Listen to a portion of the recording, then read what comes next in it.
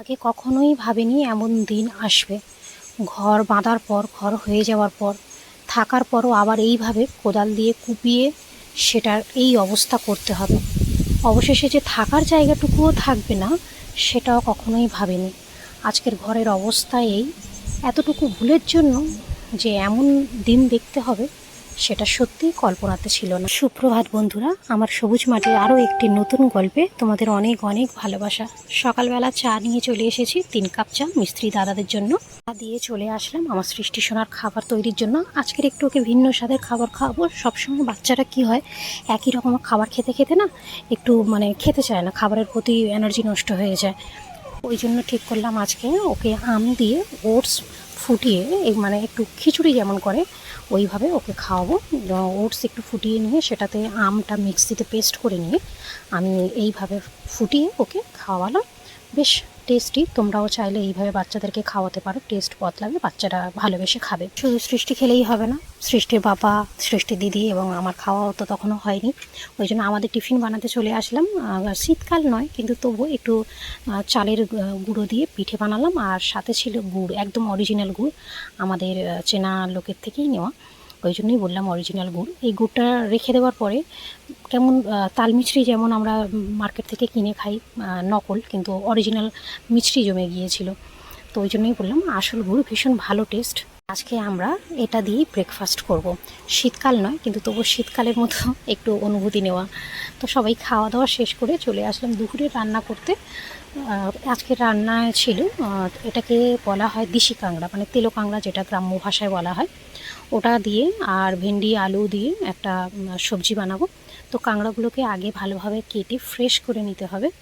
এইভাবে তো আর রান্না করা যাবে না, তাই কাঁকড়াগুলোকে ধুয়ে নিয়ে এসে ভালোভাবে কেটে ফ্রেশ করে নিলাম। কত ঘি দেখো এই সময়ে কাঁকড়ায়, জানি না ঘি হয় কি, কর্তামশাই কাঁকড়াগুলো ধরে দিয়েছিল পুকুর থেকে। তো সেটাকে দিয়েই ভাবলাম কি করা যায়, একটা সবজি বানিয়ে নিই। ভীষণ ভালো লাগে খেতে। আমরা তো সবসময় মার্কেট থেকে সন্তা কাঁকড়া, বড় বড় কাঁকড়া কিনে খাই, কিন্তু কখনো কখনো যদি এই কাঁকড়া পেয়ে থাকো একবার খেয়ে দেখো, তারপরে বলো। তো কাঁকড়া দিয়ে একটা সবজি বানালাম, আর ছিল পটল আলু চিংড়ি দিয়ে তরকারি, তার সাথে ছিল উচ্ছে ভাজা। তো চিংড়িটা ছিল একটু ছোট সাইজের, জ্যান্ত চিংড়ি, বাজার থেকে কিনে নিয়ে এসেছিলো। সাইজে ছোট হলে কি হবে, টেস্টে কোনো অংশে কম ছিল না। পটল চিংড়ির তরকারি বসিয়ে দিলাম, একটু মাখাই করব, খুব ঝোল করব না। আর এইখানে মিস্ত্রি দাদারা আবারও মাটি কোপাচ্ছে, আমাদের থাকার পরেও ফের আবার এইভাবে কোপাতে হবে আমরা জানতাম না। আমাদের যখন প্রথম ঘর হয়েছিল তখন বলে দেওয়া হয়নি, ওই জন্য এইভাবে কাজ করা হয়নি। এইভাবে না করলে কি না পাথর বা টাইলস যাই পরবর্তী সময়ে বসাও, পরবর্তী সময়ে মাটি বসে গিয়ে পাথর বলো টাইলস বলো ভেঙে যেতে পারে। ওই জন্য আবারও কুপিয়ে ভালোভাবে জল খাইয়ে নেওয়া হচ্ছে। খেতে বসে পড়েছি উচ্ছে ভাজা নিয়ে।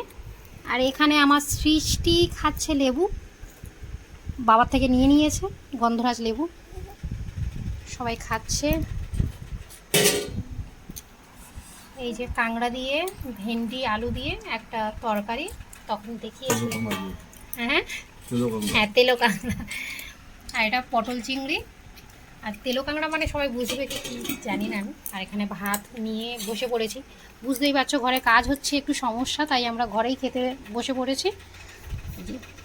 এদিকে সিমরান রানী খাচ্ছে। চলো খাওয়া দাওয়া করে নিই। খাওয়ার সময় তুমি যে খাবে সে উপায় নেই। এই যে আমার ঘন্টি বুড়ি, দুষ্টু বুড়ি চলে এসেছে, খেতে দেবে না, গা ডলছে। আর ও দুষ্টামি করবে, আমাদের খাওয়া দাওয়া হাত দিয়ে তুলে নেবে, ফেলে দেবে, খেতে দেবে না। একবার বাবার কাছে যায়, একবার আমার কাছে আসে, দিদিকে তো পাচ্ছে না, এই দুষ্টামি করছে। আর আমি সবজি দিয়ে খাচ্ছি ভাত, ও দেখে ওই আলু খাবে বলে বায়না করছিল, কিন্তু বুঝতে পারছে না যে ঝাল লেগে যাবে। কাঁকড়াটা দেখাচ্ছি, খেতে খেতে দারুণ লাগছিল, সত্যি খুবই সুন্দর। সাইজে ছোটো হলে কী হবে, টেস্টে অসাধারণ। আর এখানে নিয়ে নিয়েছিলাম পটল চিংড়ি। দুঃখের বিষয় আমার একটাও চিংড়ি পড়েনি, তো কোনো ব্যাপার না, চিংড়ি এখন পড়েনি, পরে নিয়ে নেব। ভীষণ ভালো লেগেছিলো, কর্তামশাইয়ের স্পেশালি খুব ভালো লেগেছিলো পটল চিংড়ি। আর আমার সিমরানও বলছিল মা খুব টেস্ট হয়েছে, কিন্তু সিমরান তরকারিতে পটল দিলে খেতে চায় না, তো আজকে খেয়ে নিয়েছিল, অসুবিধা কোনো ডিস্টার্ব করেনি। খাওয়া দাওয়া করে একটু রেস্ট নেওয়ার পর আবার নিয়ে চলে আসলো ফল। এখানে কর্তামশাই কত ডিজাইন করে ফলটা কাটছে, শুধু দেখো, মনে হচ্ছে যেন একটা পিরামিড কাটা হচ্ছে। সিমরানের তাও মন ভরছিল না, সিমরান চাইছিল একটু ডিজাইন করে কেটে দিতে, সূর্য চাঁদ তারাও অনেক রকমের যেমন পারা যায়, কিন্তু মানে পরবর্তী সময়ে কোনো কিছুই করা হয়নি। আমার এই ছোটোখাটো ভিডিওগুলো তোমাদের সাথে শেয়ার করি, আমার শোনা, আমার দুষ্টামি, আমাদের ভিডিও যদি ভালো লাগে তাহলে অবশ্যই সাবস্ক্রাইব, লাইক এবং কমেন্ট করে আমাদের পাশে থেকো, তাহলে বুঝতে পারবো তোমাদের কেমন লাগছে। রয়েছে একটা জ্বালা, মানে তোমরা যে যাই কাজ করো ও সেটাকে শান্তিভাবে কাজ করতে দেবে না। একটা আম পেয়ে গিয়েছে, ওই জন্য একটু সরে এসেছে, কিন্তু আমটাকে ঠিক মানে কি বলবো, বাক করতে পারছে না, দুটো দাঁত তো ঠিক বুঝতে পারছে না কোন দিক দিয়ে খাবে। ওর দিদি আমটাকে নিয়ে নিয়েছে কিন্তু ও শুনছে না, আবার ওর চাই আমটা। তো যাই হোক, সবজি বলছি, সরি, ফল কাটা হয়ে এসেছে, এবার ফল খাওয়ার সময়টা একটু দেখো কেমন মজার বিষয়। সবাই ফল খাচ্ছে এইভাবে তুলে তুলে, আর সৃষ্টি সোনারও লাগবে গোটা ফল, ওকে জুস করে দেওয়া হচ্ছে, কিন্তু ও জুস ছুঁয়ে দেখবে না। ওর কথা, আমার বড় বড় দাঁত আছে, আমি কেন জুস খেতে যাব, তোমরা আমাকে গোটা ফল দাও, আমি গোটা ফল খাবো।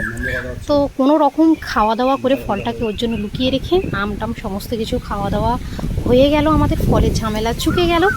আর এখানে সৃষ্টি সোনা খাওয়া দাওয়া যা করা তো হয়ে গিয়েছে, দুষ্টামি করার নিচে নেমে শুরু করে দিয়েছে আরও এক দুষ্টামি। যা কিছু আছে ঘরের কাজের জন্য সমস্ত কিছু হাতের কাছে রাখা ছিল, সেগুলোকে নিয়ে ছোঁড়াছুড়ি শুরু, চিরুনি বের করে নিয়েছে, এখন সেটা নিয়ে খেলা করছে। তারপরেও দেখো ব্যাগের ভেতরে মানে মুখ দিয়ে চোখ দিয়ে ভালো করে দেখছে যে আর কি বের করে নেওয়া যায়, কি নিয়ে দুষ্টামি করা যায়। যা পাচ্ছে তাই বের করে নিচ্ছে, ওষুধ মানে যা পাচ্ছে, ওই না বলতে বলতেই দেখো একটা ওষুধের খাম বের করে নিয়েছে, ওটা আমি আবার রেখে দিলাম, কিন্তু না যে কি মানে সেই চিরুনিটা হাতের কাছে দিয়েছিলাম, চিরুনিটা ফেলে দিল। আমার